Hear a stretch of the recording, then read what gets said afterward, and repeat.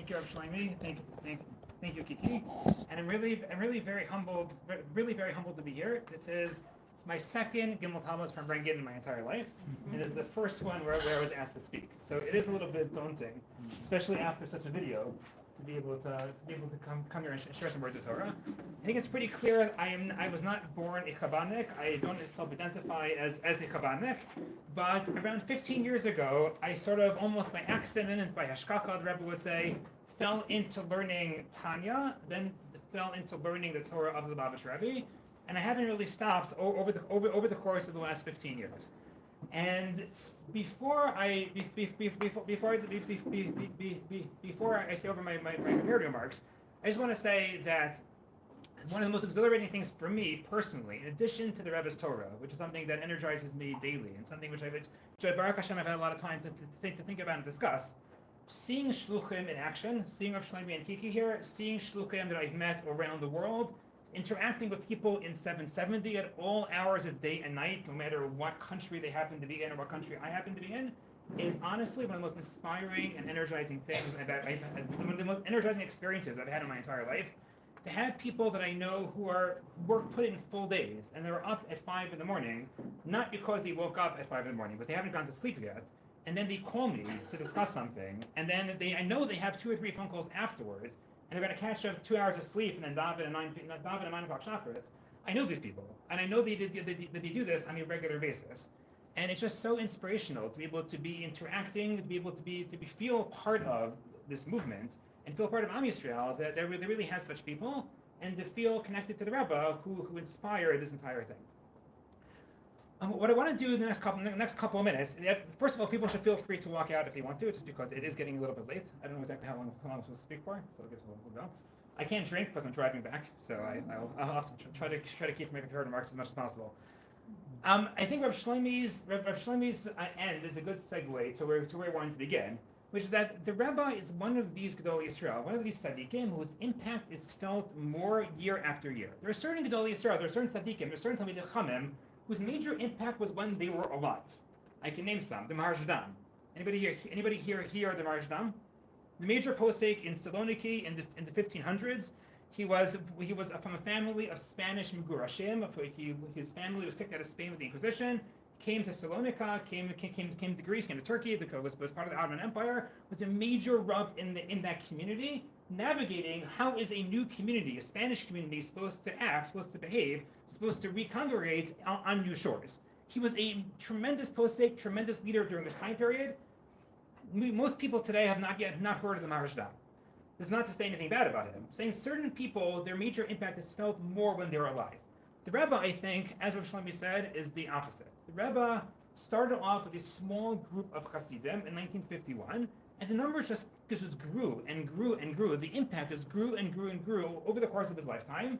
And in the last 30 years, the impact and the reach and the desire to become close and feel connected to the Rebbe has just grown exponentially.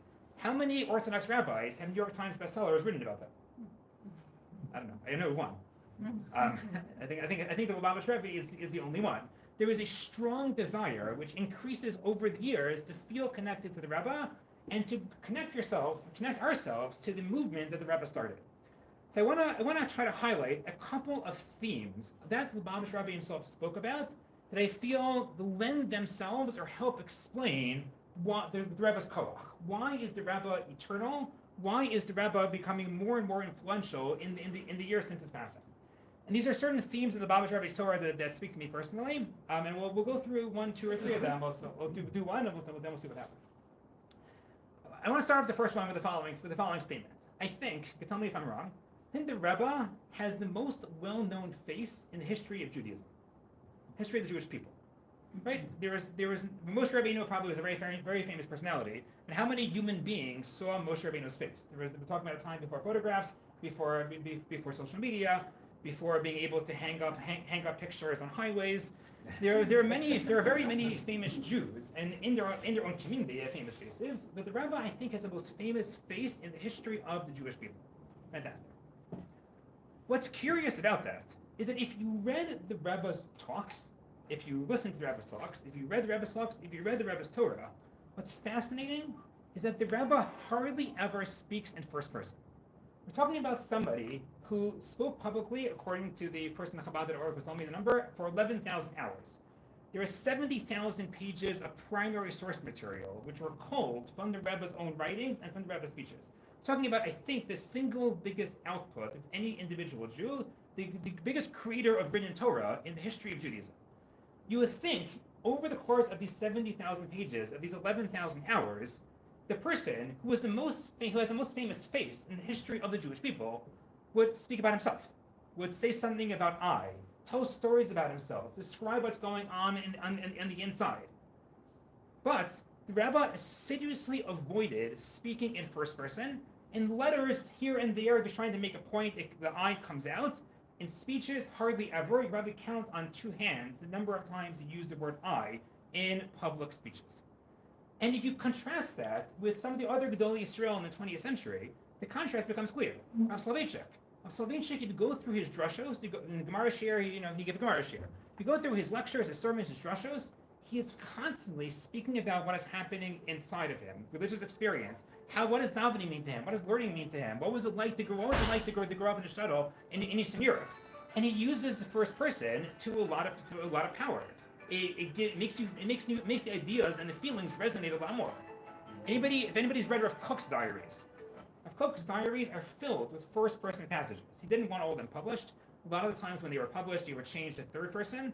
But the original diaries, he's speaking about himself, what is happening on the inside of him, time and time again. With the Rebbe, unless they're going to find some other notebook in the bowels of 770 somewhere, there is hardly ever an instance where he speaks in first person. So the contrast is unbelievable. You have the person that is the most famous person in the history of the Jewish people. He spoke for the largest number of hours of anybody ever in the history of the Jewish people. There is the largest corpus of body of Torah created by anybody in the Jewish people, but he never speaks about himself. Never speaks in I. He doesn't exist in the conceptual structure of his own talks.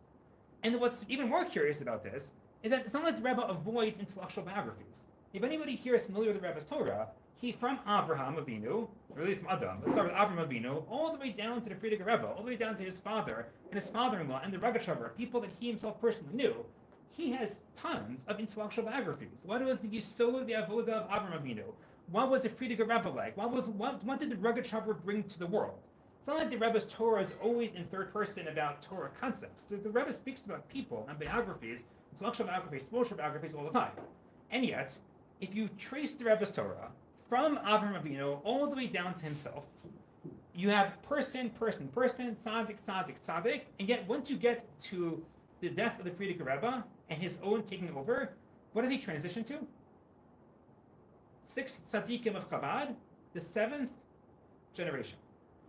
From Basi Degani Tafshin Yud Aleph, the first talk the Rebbe gave as a Rebbe, all the way through to 1992 when he stopped speaking, the 7th generation of Chabad doesn't have a tzaddik, doesn't have a Rebbe. There is the Frierdiker Rebbe, the 6th Rebbe, the 6th tzaddik of Chabad, and then there is the 7th generation. The Rebbe excised himself. He cut himself out of his own talks. The Rebbe has a complete conceptual structure of the entire history of the world. And yet, in terms of personalities, it stops with the Frierdiker Rebbe. When it gets to his generation, it is always about the generation, the Dor Shvi. Yesh davar b'go. Something curious here. The most famous personality, the picture is the most well known, but yet he doesn't exist in the structure of his own talks. What's going on? Any ideas? So I can tell you when I first started learning the Baba Rebbe's Torah, and I was a little bit attuned to first-person passages because I like reading things from Soloveitchik and Rav Kook, and I was starting to notice that I wasn't getting anything juicy about what the Baba Rebbe was thinking about or feeling at any point in his life, or any point really. There's really nothing there as far as I could tell. At first I just thought, we know the Rebbe was a private person. We know that he never really wanted to be the Rebbe. That's what it seems like by all accounts. We know that he seemed to be perfectly fine to sit in a room somewhere in Berlin and study and do his own personal avoda, and then start working as an engineer, as an electrical engineer. So he was a private person. If you're a private person, you're forced into public leadership. You speak about ideas, speak about Torah, you speak about previous generations. You don't speak about yourself. But then I started realizing that there's something deeper going on. that the Rebbe was really, it wasn't just a matter of privacy and piety, privacy and tzidkus.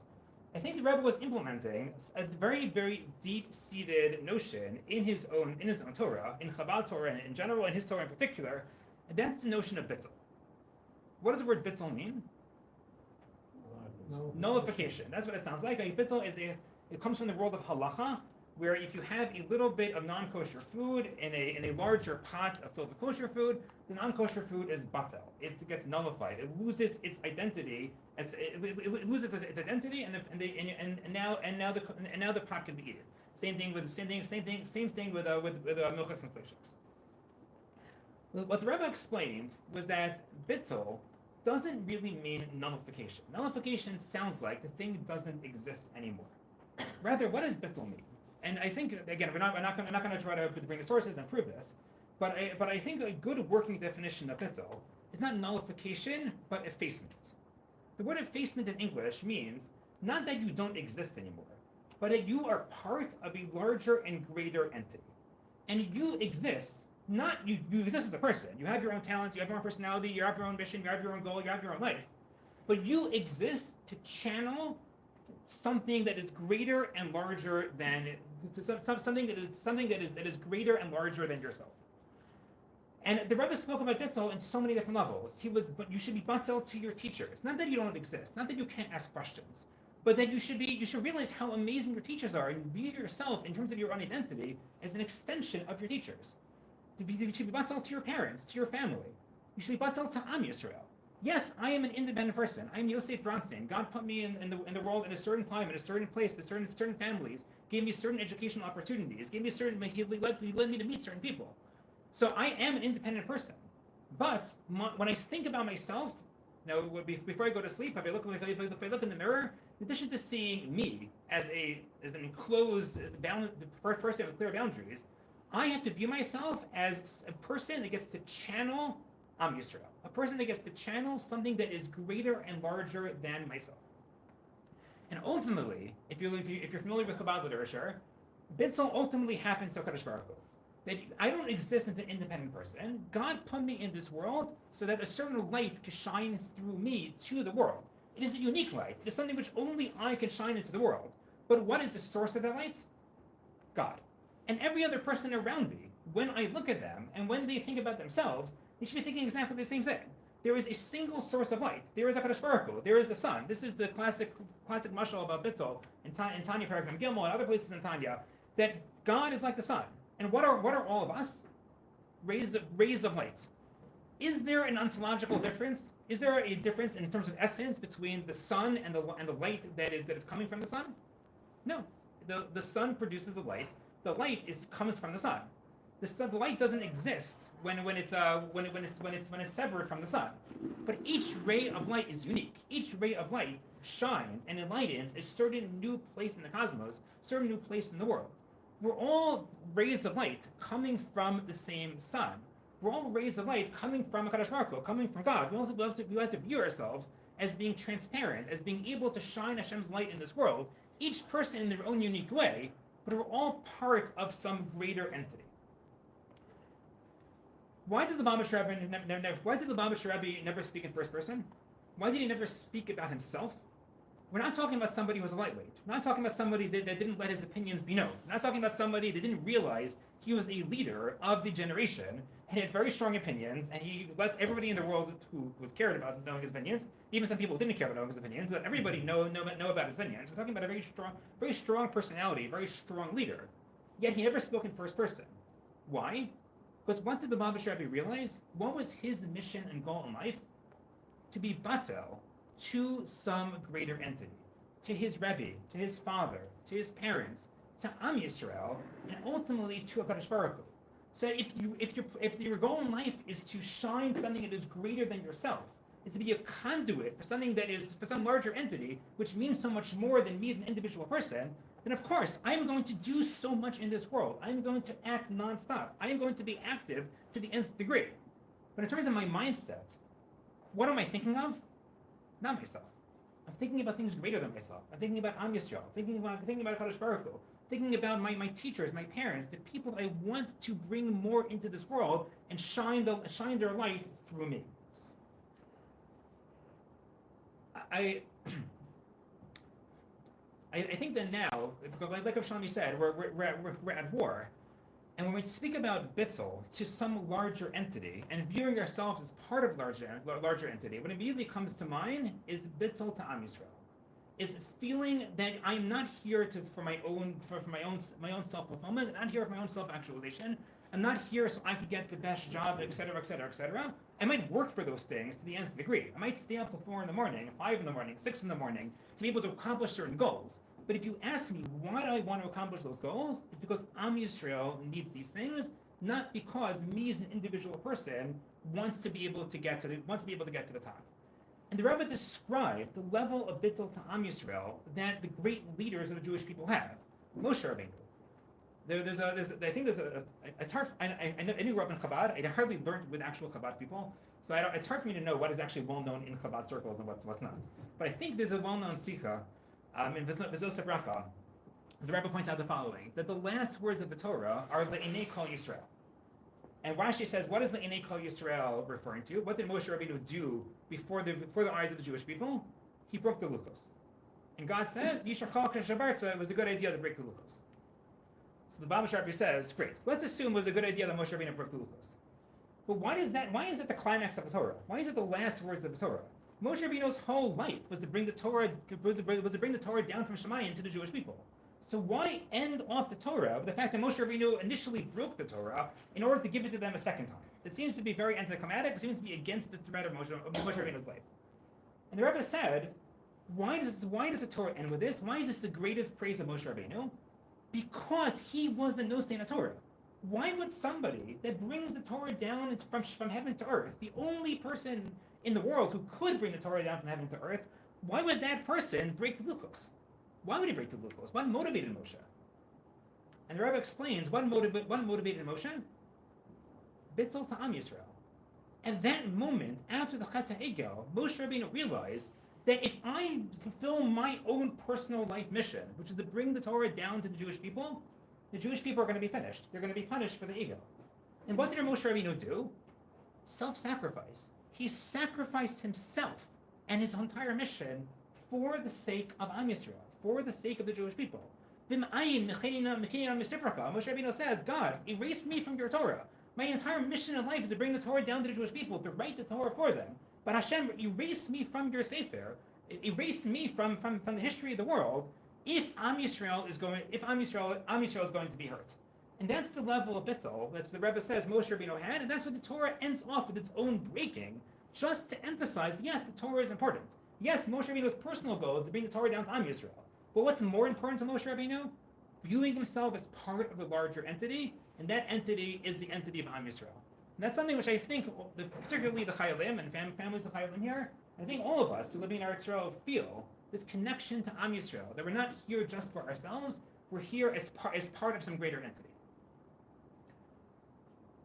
Why is the Rebbe so relevant, and why do people want to feel connected to the Rebbe? What makes the Rebbe eternal, as opposed to, and not as opposed to, but in particular, among all the Gedolei Yisrael? I think if you want to become eternal, if you want to remain relevant after we pass away, and we see how fragile and how short life can be these days, we have to connect ourselves to something greater than ourselves. Yosef Bronstein is not Nitzvah. Am Yisrael is Nitzvah. The Torah is Nitzvah. HaKadosh Baruch Hu is Nitzvah. Eretz Yisrael is Nitzvah. If you want to become Nitzvah, like the Rebbe became, and is increasingly becoming more and more relevant as the years go on, you have to think of yourself, self-identify, act as if you are part of some larger entity, which is Nitzvah. HaKadosh Baruch Hu is Nitzvah. Moshe Rabbeinu, the Rebbe says, what led to Moshe Rabbeinu's Nitzvahs? The fact that he was batzel to Am Yisrael. Not the fact that he gave us the Torah, the fact that he was batzel to Am Yisrael. That's what makes Moshe Rabbeinu Nitzvah. What makes the Rebbe Nitzvah? What makes the Rebbe so popular that his pictures are up everywhere? Again, obviously having an army of Hasidim helps a little bit in terms of pictures up on highways and things of that sort. But in terms of the Mahus Shebadavar, why are people interested in the Lubavitch Rebbe among all the other Gedolei Yisrael?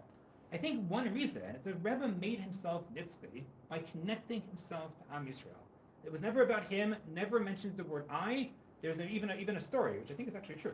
Wait. Somebody sent him, is it a true story? I don't know. Oh, sorry, I'll say the story. Somebody sent him a letter about how many troubles he had in his life. and almost every sentence started with the word I. This happened. I was doing this, and this happened to me, and then I did this, and I did that. So the Rebbe didn't even respond. He just circled all the places in the letter where the person used the word I or the letter I and sent it back. What's the clear message? If you focus on yourself, it's about I. Yeah, your life is going to suffer because some people have hard lives. But the more you are working together with Am Yisrael, working together with Hashem, you feel like you're connected to some broader entity. That's where the nitzkis comes from, and that's where the life satisfaction and the mental health ultimately is going to come from. So maybe that's perhaps one reason why the Rebbe's Torah and the Rebbe's person is still so relevant 30 years after he passed away, is he connected himself to these larger entities, bittul atzmi, not in the sense of self-nullification, as if he didn't exist, clearly existed, but in the sense that he felt like he was a conduit to express something that was larger, something that was larger than himself. That's the first idea. Why do you think the Rebbe is still relevant? Shuvah? You want to sing a song? Drink? Make a l'chaim? Make a l'chaim and sing a different song. I don't want to speak for too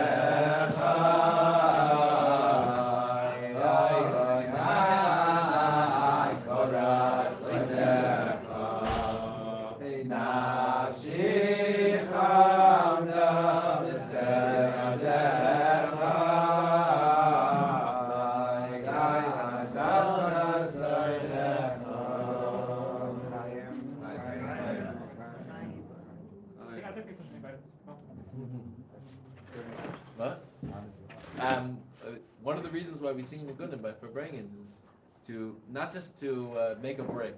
The story that Rebbe Rashab was once noticed that the Chassidim were trying to sing the Nigun faster because they wanted to hear more Chassidus. The Frierdiker Rebbe writes about this, and the Rebbe Rashab stopped it.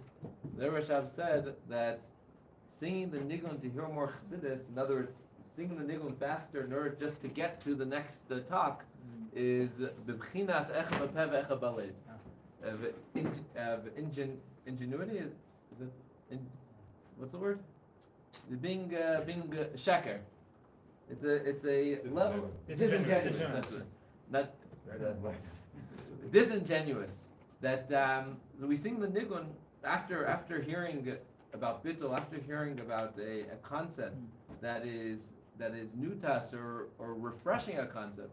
To be able to internalize it, to be able to take it in, digest it, to be able to make it part of ourselves, there's a process, and we can only go through that process if we stop for a moment to really allow it to seep in. So the nigun is more than just a break. The nigun is part of the Farbrengen. and only with the nigun can the Farbrengen be complete. L'chaim, l'chaim. So then another short idea as to why also an idea I connect to personally, and another reason why I think the Rebbe is so relevant is sort of a contrast between the way I grew up thinking and what Rav Kook and the Rebbe in particular I think added to my perspective. If you open up a Mishnah, or you open up a Shulchan Aruch, who is this subject of who is the book talking to? The individual Jew, when they wake up in the morning, they're supposed to say Moda'ani, they're supposed to wash and tilas night.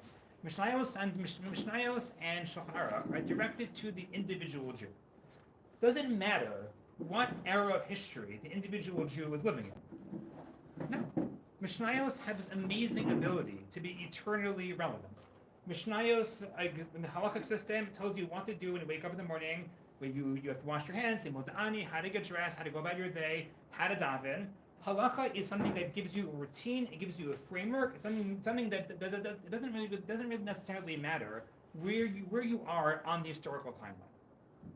And I think that the many of us, perhaps, who grew up with a Mishnayos, Gemara, Shulchan Aruch centric Judaism, which I think I did, not to knock that in any which way. I think Baruch Hashem, I received an amazing education. You sort of start thinking about, what is my obligation? What do I have to do in this moment? Oh, I have to say bracha. I have to daven. I have to learn Torah. I have to do X, Y, and Z. If you open up a Tanakh, where does Tanakh begin? Gracious. And where does Tanakh end? With redemption. Tanakh tells a story. You open up Bereshis. In Bereshis, Baruch Hashem Shemaim Sa'aretz. Hashem, in the beginning of Hashem's creation of the world, and then you go through the story of creation. And there's a story, there's a timeline. Things are unfolding. Things are unfolding in history. Where does Tanakh end? With Geula, with prophecies, with nevuos about a perfect utopian world. Where there's not going to be any wars. There's not going to be any kinna. There's not going to be any hardship, and everybody is going to be involved in knowing Hashem, living in Hashem's ways, and people are going to feel connected to Hashem to the nth degree. You see the difference between the two. Shulchan Aruch, Mishnayos, Halacha, Gemara are about, what do I have to do in the current moment? The current moment doesn't really matter if it was 1,000 years ago, or it's today, or it's going to be 10, 15 years from now. If you read Tanakh, things change, things shift. You start at the beginning, you end at the end. There's a timeline that is unfolding, and the goal is to get from the beginning to the end. What type of consciousness did the Rebbe want people to think? How did the Rebbe want people to think about Torah and mitzvos? In terms of a story. It's not just that you have an obligation to learn Torah and do mitzvos and keep kosher and do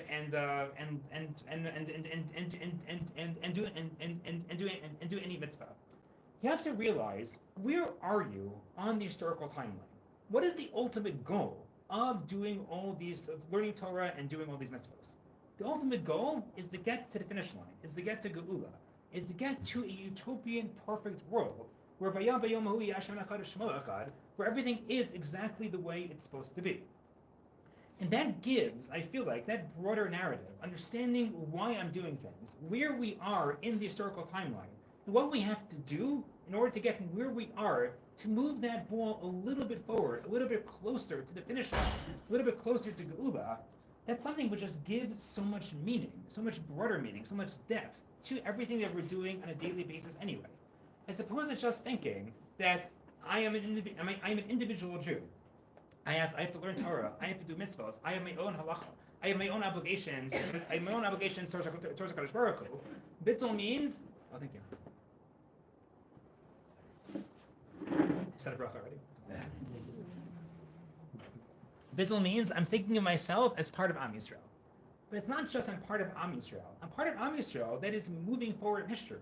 We have a mission. The mission is to perfect the world. The mission is to get to that vision that the Nevi'im told us about in the end of times. It's not something which should be relegated to the back of our minds. That should be in the forefront of our minds. Everything we do should be guided, should be motivated in order to get us to that finish line. And if you are thinking of yourself as part of a historical timeline, you're trying to advance history. It's not just about me. What is my personal obligation to do right now? But what do we, as Am Yisrael, Bitzel, have to do in order to advance the world to its ultimate state of Geula? That is a very large and lofty, it is a very large and lofty idea. But the Rebbe made it eminently practical. In a certain generation, maybe Avodas Hashem focused on certain themes, focused on certain textures, had a certain look. In the different generation, it's going to shift a little bit. Torah and mitzvahs are eternal. Of course, we should always learn Torah and always do mitzvahs. But what is this specific type of Avodas Hashem in our generation, in this time period, that we have to engage in, we have to throw ourselves into in order to help move the world along to its ultimate state of Geula? And I think that's one of the Kiddushim, at least for people on the outside, one of the Kiddushim of the Lubavitch Rebbe, that Judaism in the 1950s and 60s and 70s in America and in Eretz Israel and Western countries is obviously the substructure of it, the basics of it are going to be the same as Judaism 1,000 years ago, but the flavor of it is going to change. Judaism has to become much more public. It has to be much more proud. It has to be much more out there. It has to have a lot of self-confidence. It has to have a focus on masa. It has to have a focus on activism. It has to have a focus on going out there to every corner of the world and influencing people in every corner of the world. People in previous generations didn't do these things. Why did the Rebbe do them? A whole host of reasons. I think the main reason that the Rebbe thought about Yadus, thought about Am Yisrael as being part of a story. And our mission is to move that story along, move the ball along from place to place to place to place. And that is going to create a different mindset in terms of why I'm learning Torah and why I'm doing mitzvahs. And that is something which I think people are looking for. If you tell somebody today, learn Torah and do mitzvahs, good luck. Some people it works for. I was a goody-goody, it worked for me. It's not necessarily going to work for everybody. If you give them a flavor of an understanding of why these things are important, what is the meaning of a mitzvah? How does a mitzvah help perfect the world? How does learning Torah help perfect the world? How does living in Eretz Israel help perfect the world? How is this war that we're in not just a war of survival, which obviously it is, and Bikov Nefesh is obviously the most important mitzvah, but how is it moving the entirety of creation a little bit closer to Geula? And these things aren't just things in the back of our mind, they're in the front of our minds, and these are things that impact our choices day in and day out. And the Rebbe was there to remind you, you have to think messianically, you have to think about Mashiach, you have to think about how am I advancing the world today in a way that I didn't do yesterday. That, I think, gives so much meaning, so much richness, so much depth and texture to our Avodas Hashem. And I think that's another reason why the Lubavitch Rebbe is so popular and resonates so deeply today, and perhaps more than other Gedolei Yisrael of the 20th century.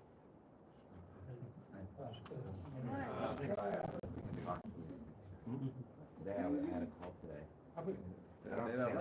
You don't say it loud. I had a call today with an old business colleague I hadn't talked to in 20 plus years. And I don't remember his whole life story, but he said that he grew up conservadox, it sounds like. And he was almost embarrassed. He proudly told me when he reconnected with me that he's laying tefillin every day. And that he's connected to Chabad. So he lives in like Westport, Connecticut, or Fairfield, Connecticut, something like that. And I asked him, I had a call today with him to catch up with him. I asked him, like, so you're laying tefillin? And he said they had connected with the Reform Temple in their area when they moved there. And he's like, it really wasn't for me. And then a neighbor of mine told him about the Chabad, and he was so non-judgmental. You know, he like fell in love immediately. They make him feel like they're not just a cog in the wheel like they felt in the Reform Temple, and how much people enjoy that they're there and that they can contribute there, and nobody judges them. And now he was telling me, and that's why it made me think of it, he told me about his daughter who's in Syracuse and the time that we're in now. That it sounds like Syracuse hasn't been such an easy place to be since the war started. She walks around with a Magen David. She asked for a Magen David for her birthday with her Hebrew name on it. Like, you think about the Rebbe sent the Shliach there, and the war, and the timing of the war, and the message of the Judaism that the Rebbe helped inspire for today, and to prepare Jews like this to be able to handle the times that we're in. Amazing. All kind.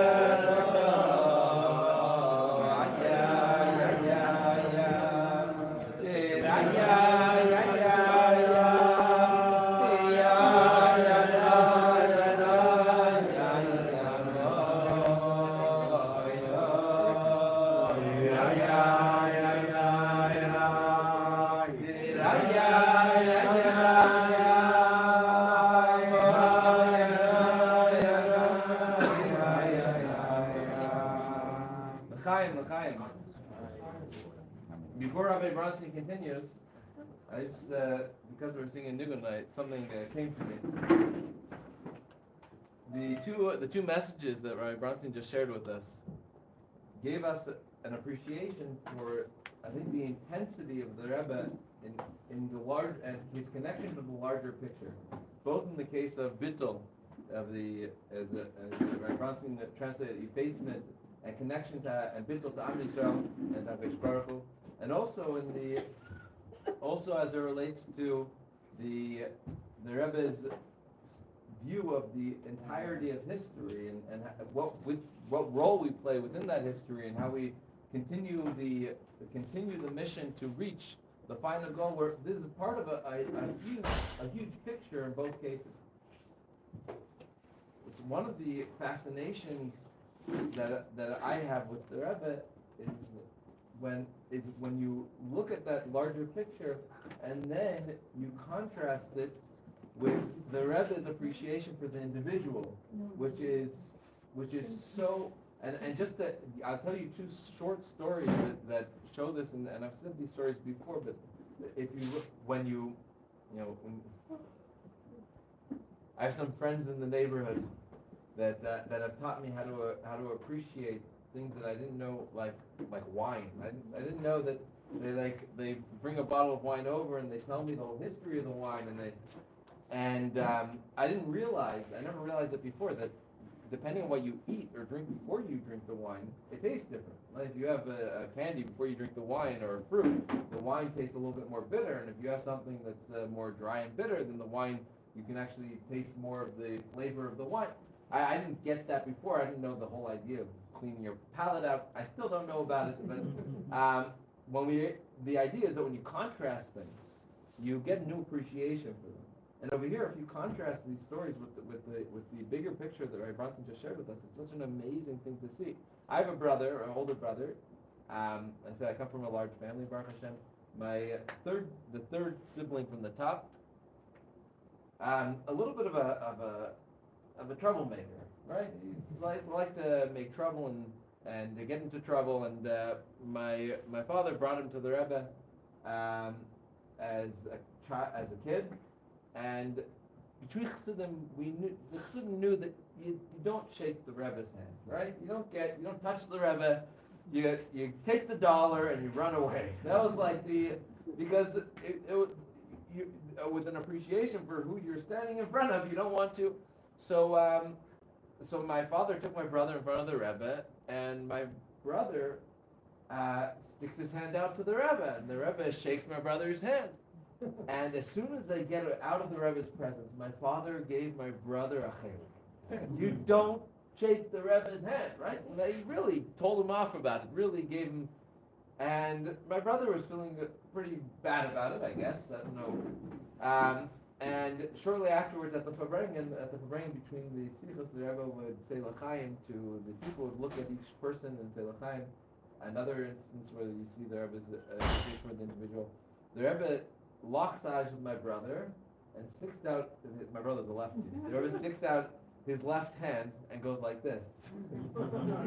and my brother turned to my father and he said, "You see, he likes me." An appreciation for the individual, for that my brother felt bad it's such in contrast to is being part of the bigger picture, the intensity of bringing Am Yisrael to the times of Geula, being a conduit for HaKadosh Baruch Hu and a conduit for the Jewish people, and nevertheless being able to be sensitive to the individual is an amazing thing. One other short story that really illustrates this. My uncle was once at a Farbrengen with the Rebbe on Shabbos, and there are thousands of people there. You see videos of it. It's hard to make out faces. But you ever see the picture of the Knesset Shulchan? It's just black, white and black. It's like a newspaper. So by the Farbrengen, that's how many people were there. And there would nevertheless look around. Everyone felt like there was some. My uncle was at the Farbrengen, and after the Farbrengen, the many times that they made Abdallah after the Farbrengen, so then went to Koshel Bracha. There would give out wine on Mitzvah Shabbos, and people would lines. And at 2 o'clock in the morning, the Rebbe would finally go back up to his room. My uncle goes by the Rebbe, and the Rebbe gives him wine, and the Rebbe asks him, "Is your grandson okay? Is he feeling okay?" And my uncle said, "Yeah, sure." And we continue, but he realized something was off. He goes to his daughter's house. His daughter lives in Crown Heights, and he says, "I don't remember what his name was." So his name was, "Yeah, how's Yankel? What happened?" He says, "She's fine. He's fine." So he said, "But the Rebbe asked about him, so there must be something wrong." And she said, "Oh, my husband usually brings we're talking about like a 3-year-old kid, usually brings him to the Farbrengen. He was in the middle of his nap, so my husband didn't bring him. The Rebbe must have noticed he wasn't at the Farbrengen. Amongst the thousands of people that were there, a 3-year-old kid wasn't there, so the Rebbe asked about him. The Rebbe wanted to know if he was okay." Seeing an individual, a child, in a crowd of people, when you're holding the world on your shoulders, and be able to be sensitive to an individual, it's something that we have to incorporate into our lives. We don't always feel like we're holding the world, but to take that and look at the individual and see the individual and see what they're going through and be able to be sensitive so that we could incorporate.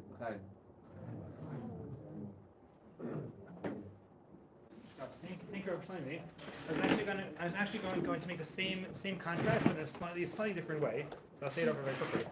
That there was a sikha the Rebbe gave in the 1980s during one of the nuclear crises, which I thought was also a relevant contrast, or a relevant complement to some of the themes we discussed earlier. That people apparently in the back of the Midrash were discussing, the prospect of nuclear war and doesnt and all of these things. And the Rebbe gave a talk where he said that yes, you have to be aware of the news. You have to know what's going on. You have to know what to daven for. You have to know the broader things in terms of what your personal in order to know what's going on. But at the end of the day, are you on the American, national security team? At the end of the day, is discussing it in the back of the base Midrash, in the back of the shul, is it going to have an impact on the broader world? And if the answer to that is yes, then go ahead, have those conversations. But if the answer to that is no, then you have to be aware of what's going on, because you have to be aware of the broader processes and bringing the world towards Geula, what Am Yisrael is going through. But you have to identify what is my role within these things. And once you identify what is my role within this large picture, you have to go for that 100,000,000%. And if my role is being nice to my neighbor, because I believe being nice to my second lonely neighbor is going to help elevate Am Yisrael, help elevate them as an individual person, then eventually help elevate Am Yisrael and help elevate the world, then that is my personal avoda. And I have to have a lot more focus and mental attention to my neighbor than to the prospect of a nuclear war. So you have to be aware of what's going on. But within the larger process, within these larger processes of feeling part of Am Yisrael, feeling part of the world, and bringing the world towards Geula, you have to be aware of what is my personal avoda and try to focus on that in terms of my activities, my energy, and my mindset to the nth degree. And I think for myself, this is a sikha which I come back to a lot these days, because I have a smartphone. I am on the news a lot. I think probably you don't have to raise your hands. I'm sure a lot of us are on the news a lot. Does that mean you feature on the news? I am reading the news a lot. Recently you had with the new book. I have not. I do not want to. I have no desire to be featured on the news, and I do not think I am featured on the news. We should be. With these words, we should. I know. I don't think so. But I am reading the news a lot. I can tell you how many different websites I flip through every time something happens in the news, just to see if there's another angle. And sometimes I stop myself and I think about this talk of the Rebbe. I'm like, you have to know what's going on. You have to be updated. Does that mean checking every hour, checking every 3 hours, every 4 hours, checking once a day? Each person, based on their own level based on how much knowledge they want about what's going on a second day-to-day basis. But if I am spending more time flipping through the news than thinking about lonely people in my building, or saying more to Tehillim, or trying to help families of soldiers, then there's something wrong with the way I'm thinking about it. Because I'm only thinking about the large picture and the large processes, and there's nothing I can do about that in terms of me as an individual person living around Mount Shemesh. But what I could do is help families of soldiers who live near me, is to send chizuk notes to soldiers, is to do something that is within my capability of actually doing to help things along. And that, I think, is also part of what Shlomi was talking about. The bigger picture is so important, and it's there, and it motivates, and it energizes. It's something which the Rebbe taught us we have to think about. But we also have to think, what is my practical role within this broader thing? And reading the news 24/7, or having political conversations in the back of the shul or back of the Midrash, if it's not going to lead to something practical, it's better to spend your time and mental energy doing things that are more practical, that are more hands-on for the individual person who's in your building, who has a soldier in the army, or that person, or somebody in Miluim, or whatever else it is. So that was something which I felt also was a nice complement to the themes we discussed earlier. We have time for one more? Yeah. Fine. Just maybe we'll conclude with this. Because we're at Farbrengen, I think for me, I don't know if it's one of the biggest I guess perception shifts that I had when I was learning about the Rebbe's Torah is the following point. If you go around the world and you think about spirituality, think about mysticism, think about people that want to feel connected to God, what do they do with their time? And where do they go? So what is the center of spirituality in the world? Let's say the East, say India, Tibetan Buddhists. Where do they go when they want to feel spiritual? They want to feel connected to God. Go to ashrams. They meditate by themselves. It is a lonely, solitary experience, maybe in small groups. And if you read, I'm not a baki in these things, but if you read academic literature studying religious experience and mysticism, almost always these are individual people or very small groups that are on a mountaintop trying to tap into the spiritual energies and powers of the world. Tanya Perek Lamed Beis. The Rebbe, over and over and over again, if you want to feel connected to God, you want to feel spiritual, you want to feel that your life has meaning beyond the material life that we all live, you want to feel connected to something transcendent, what do you have to do? mitzvos, Something nice for someone. something nice for somebody else. You have to feel connected to Am Yisrael. You have to bring people together. In the academic literature, they point out that Hasidism, and Chabad in particular, is the first, or maybe the only, mystical movement, a movement that tries to get you to see beyond the material world that's here, to see the spiritual energies, to feel connected to Hashem on a regular basis. That also is a social movement. It also tells you the more time you spend with your friends doing good things, the more you Farbrengen together, the more you eat together, the more you drink together, the more social connections you have with other Jews, the more connected to Kadosh Baruch Hu, the more connected to the spiritual world you are going to feel. And that's a wild thing, because we all want to feel spiritual. We want to feel connected to something transcendent. We want to feel like we're anchored in a Kadosh Baruch Hu. That's why we're Jews. We daven, we learn Torah, we do mitzvahs. We want to get those feelings. But the Rebbe taught us the best way to get those feelings is to do something nice for somebody else, is to feel connected to other people. And that other person, are they on the deepest, darkest, darkest? Are they on the highest spiritual level, the most lofty spiritual level? Maybe yes, maybe not. Maybe they're living in Efrat and they're amazing people. Maybe they're just somebody there's just somebody who's living out their life. But it doesn't matter. The more connected you feel to other people on a social level, the more connected you are going to feel to Kadosh Baruch Hu on a spiritual level. And that this unification of the vertical line and the horizontal line, the vertical line between us and Kadosh Baruch Hu, us in the spiritual world, us and Shemayim, and the horizontal line, us and other people, is something which was such a powerful combination, and it worked. It's counterintuitive. It doesn't seem to make sense, but Lamaisa, it works, and I think that's also one of the staying powers of the Lubavitch Rebbe. It's not just individual people who are seeking spirituality, seeking to perfect the world, each in their own corner. They're all coming together. And the coming together is not just social reinforcement. That is the way, that is the best way, the most ideal way to feel connected to spirituality, to feel connected to meaning, to feel connected to HaKadosh Baruch Hu. And I think that's also one of the staying powers of the Lubavitch Rebbe, and it's something which we can all take away from. And this is one of the ideas of Farbrengen. We're together, eating together. Some people are drinking together, singing together, sharing different Torah together, sharing story together. It's this combination of social engagement with physicality, with food and drink, with spirituality, with Torah and song. Go ahead. In connection to what Rabbi Bronstein just said, you actually gave me a perspective.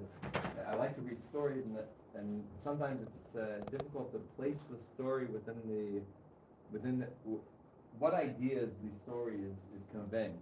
And there's a story. I always thought the idea was something else, but after hearing what you just said, it gave me a new perspective on two stories actually. One is just a line that Tzemach Tzedek, the third Chabad Rebbe, once said.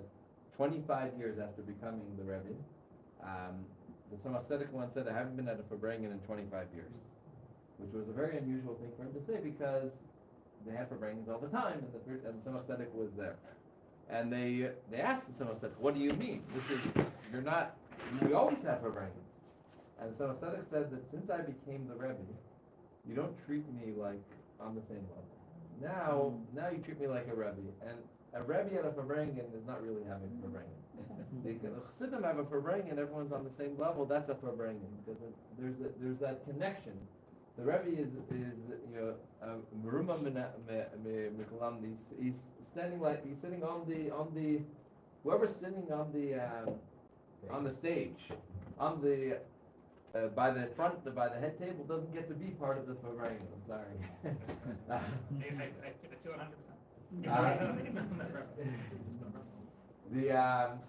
The second idea is a story from the Baal Shem Tov. Such a wonderful, beautiful story. The Baal Shem Tov used to daven Kabbalah Shabbat and Maariv on Shabbos, the evening of Shabbos, for a very long time. And so long that the Talmidim would finish and they would wait for an hour or even more just for the Baal Shem Tov to finish. So they decided, listen, there's no reason for us to be here while the Baal Shem Tov is finishing davening. So what we're going to do is we're going to go home, we'll make Kiddush for our families, we'll have a little meal, and we'll come back before he finishes, and everything will be fine. So that's what they did the next Friday night. They decided they go home, they make Kiddush, they eat a little bit, they come back, and the Baal Shem Tov was waiting for them, as if he's been finished for a while. And he asked, "Where were you?" They said, "We went home to eat. We usually daven longer. Why didn't you daven so long this week?" And the Baal Shem Tov explained, again with a mashal. The Baal Shem Tov said that there was once a bird watcher, and he would go around watching birds with his group of friends, and he once finds a bird that's really way up in the tree, and he can't really see it. So he asks his friends to stand on each other's shoulders, and he climbs up all of them until he reaches the top, and he's watching the bird. Now, everyone on the bottom doesn't see the bird; they don't experience what he's seeing on top, so they don't really get the experience. And one of them gets hungry, so he says, "Listen, I'm gonna leave." He's looking at the bird. I'll leave for a little bit, and by the time I come back, he'll be finished looking at the bird, and everyone will be happy. He takes a step away. Obviously, everything comes crumbling down. So the Baal Shem Tov said that when I'm here with you, and this is something that the Rebbe actually said, again, another perspective on this, based on what you said that I hadn't thought about. The Rebbe shared many times that the Moshe Rabbeinu says, Sheish me'os elef ragli amashar nochu b'kirbo. Says that we just had it in Baloska. Says 600,000 people, the legs that I'm amongst them. And the Rebbe explains that what Moshe Rabbeinu is saying is that there are levels in Am Yisrael. You have many different types of Jews. You have Jews that are the feet and Jews that are the head. The Rosh B'nai Yisrael, the leader, is the head, and then you have everyone else in the body, and you even have the legs. The head cannot get places without the feet, right? The head is stuck in one place without feet. And Moshe Rabbeinu is stuck in one place, and he doesn't have Sheikh Yosef Ragli Amashar Nochu B'Kirbo. He needs them in order to get places. And without that quality that the other people bring, that other neshamas, the other Jews bring, there's something missing even in the leader. So what you're sharing about the social side of it, about the connection to somebody else being our spiritual drive that to reach something higher than ourselves, it really resonated with me. L'chaim, l'chaim. If anyone would like to continue Farbrengen. Thank you. But we want to thank Rabbi Bronstein very much for coming to share with us.